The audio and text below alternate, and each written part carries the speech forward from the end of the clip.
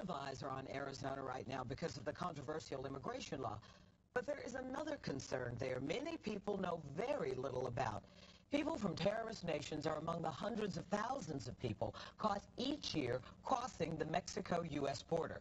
Channel 2's Justin Farmer recently traveled there and shared what he learned with a Georgia congressman. Justin. Well, Monica, we have documents showing people from Afghanistan, Iraq, Pakistan, all in custody for trying to sneak into the U.S. from Mexico. We rode along with Border Patrol agents to get a sense of what it takes to get here. And we surprised Congressman Paul Brown with what we learned.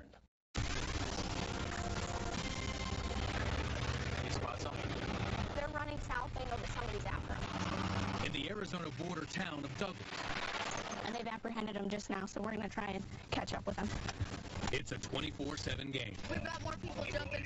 Of cat and mouse. And 306 is in the area. Border agents use cameras, night vision, and underground sensors to track and catch illegals who jump the fence between Mexico and the U.S. We walked around in a circle. We were with border agents as they caught these two men. I caught this guy less than a week ago.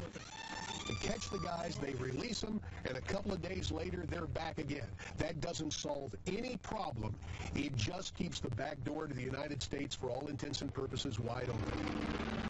The Douglas border fence is easy to jump. It's relatively short. There's no razor wire. And just a couple miles outside of town, you can walk right into the United States. This fence is only meant to keep drug smugglers from driving their vehicles across. Agents have 2,000 miles of southern border to patrol and protect. In some cases, you can still find the barbed wire fences. This is the busiest spot in the nation for Border Patrol. Last year, they apprehended 250,000 people trying to enter the U.S. in the Tucson sector alone. Most are from Mexico or South America. Almost 20% have criminal records. And every year, hundreds of people caught crossing are found to be from terrorist nations. Since January, Border Patrol agents have been on the lookout for 23 Somalis with ties to al-Qaeda. The Somali terrorists were released from a Mexican prison and believed headed for the U.S. border. But hundreds of people from more than a dozen nations that sponsor terror are being captured every year sneaking into the country. The government no longer releases this list of what they called captured OTMs, other than Mexicans. But we obtained the list from a congressional staffer. It reveals that 9 years after 9/11, our open borders remain a major threat. Iran, 42. Iraq, 42. Georgia Congressman Paul Brown is on the Homeland Security Committee, yet he had never seen this list until we showed it to him. It is shocking to see the amount of people from Middle Eastern countries coming in on that report. I tell you, this is something that our committee members really need to see. I'd like to have a copy of that list to take with me back to Washington so that I can share it. Congressional reports show that Mexican drug cartels tightly control the smuggling of people and drugs. It's feared they're also helping smuggle terrorists and weapons into the U.S.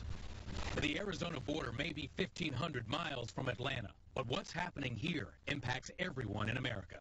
We have hundreds and hundreds of folks coming from Middle Eastern countries, and frankly, I don't think most of these people are coming here to cut our grass.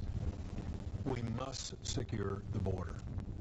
Well, go to the 2 Investigates page at WSBTV.com to see our complete list of people detained from nations that sponsor terror.